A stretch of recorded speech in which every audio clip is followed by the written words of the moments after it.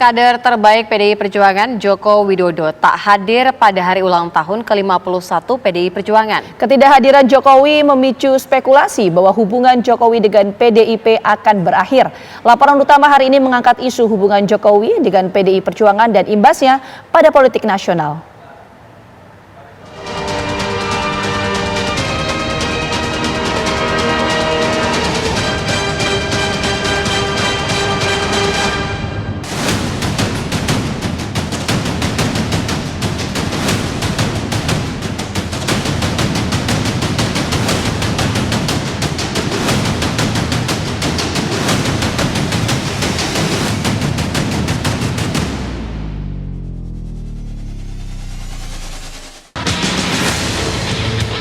Hari ulang tahun ke-51 PDI Perjuangan pada 10 Januari 2024 tanpa dihadiri kader terbaik mereka, Presiden Joko Widodo.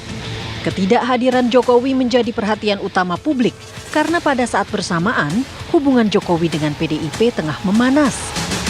Jokowi yang diusung PDIP dalam Pilkada Solo, Pilkada DKI Jakarta, hingga menjadi Presiden RI 2 periode, bahkan tidak mengirimkan ucapan selamat ulang tahun ataupun karangan bunga.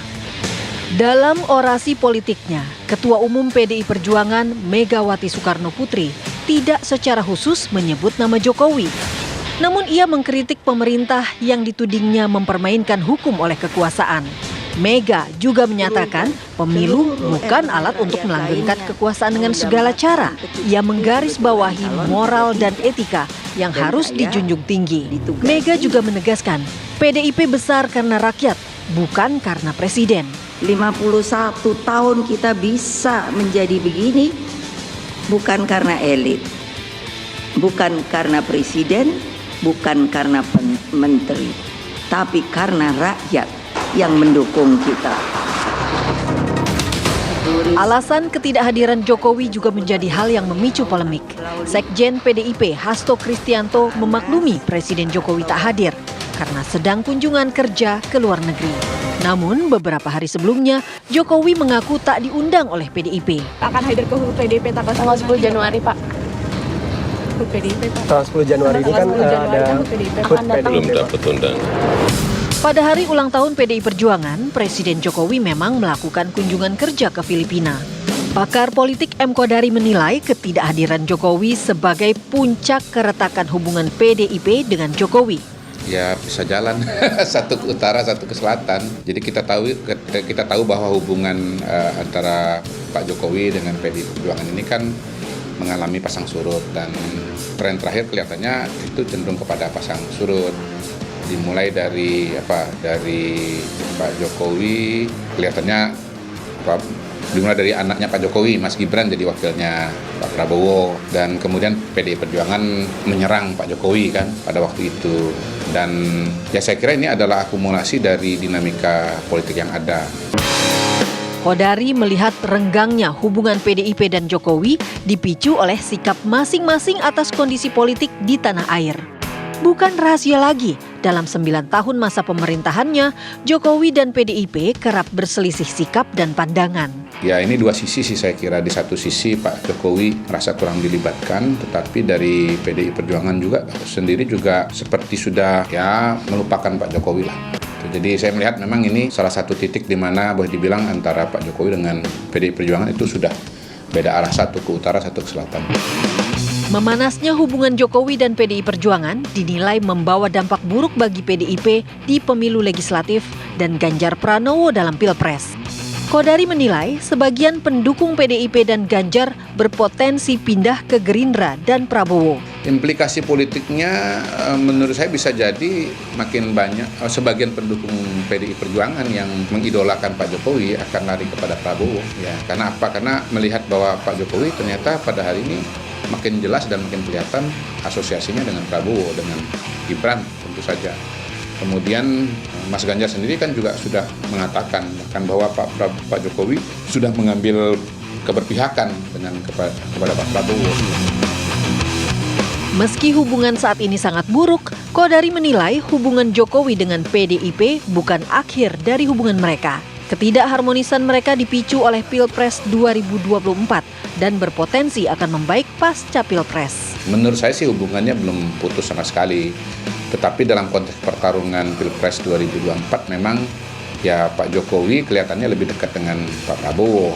Apalagi belakangan misalnya menuju acara ulang tahun itu ada makan malam dengan Prabowo Subianto. Kemudian setelah acara debat kan Pak Jokowi posisi politiknya atau pernyataan politiknya sejajar dengan Pak Prabowo bahwa pertahanan itu adalah rahasia negara, nggak bisa dibuka seperti toko kelontong, bahwa nggak boleh menyerang personal. Jadi saya kira sebelum acara ulang tahun ini pun memang udah kelihatan bahwa Pak Jokowi itu lebih dekat dengan Pak Prabowo ketimbang dengan Mas Ganjar. Sebagai politikus dan ketua umum parpol, bukan kali ini saja Megawati Soekarno Putri mengalami hubungan buruk dengan tokoh lain.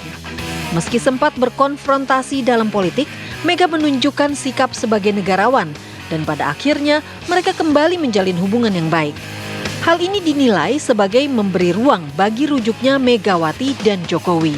Saya melihat sampai sekarang bahwa Bu Mega itu paling buruk ya hubungannya dengan Pak SBY. Dan saya melihat hubungan Bu Mega dengan Pak Jokowi ini masih jauh lebih baik dibandingkan hubungan SBY dengan Megawati gitu.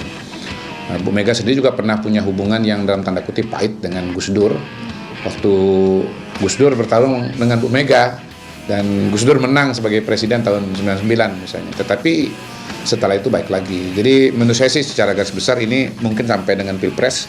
Tapi setelah Pilpres selesai ini akan ketemu dan akan jalan bareng lagi. Kodari juga melihat Putri Ketua Umum PDIP, Puan Maharani, sebagai kunci untuk menyatukan dua tokoh bangsa tersebut. Dalam beberapa waktu terakhir, Puan menunjukkan sikap politik yang makin matang dengan menjalin komunikasi yang baik dengan mereka yang berseberangan. Nah, jadi faktor Bu Puan ini saya kira nanti akan memainkan peranan untuk menjadi jembatan lah antara Bu Mega dengan Pak Jokowi. Dan kita tahu sampai sekarang kan Mbak Puan kan masih ketemu juga dengan Pak Jokowi, ketemu juga misalnya dengan tokoh-tokoh yang dekat dengan Pak Jokowi kayak Pak Luhut dan yang lain-lain. Jadi saya sih optimis bahwa setelah Pilpres ini selesai, ya setelah debu tidak lagi berterbangan, maka semuanya akan baik-baik saja. Akankah Megawati dan Jokowi kembali mesra setelah melalui gelombang politik yang begitu dahsyat? Atau ini akan menjadi akhir dari hubungan kedua tokoh yang pernah menyatakan seperti ibu dan anak tersebut?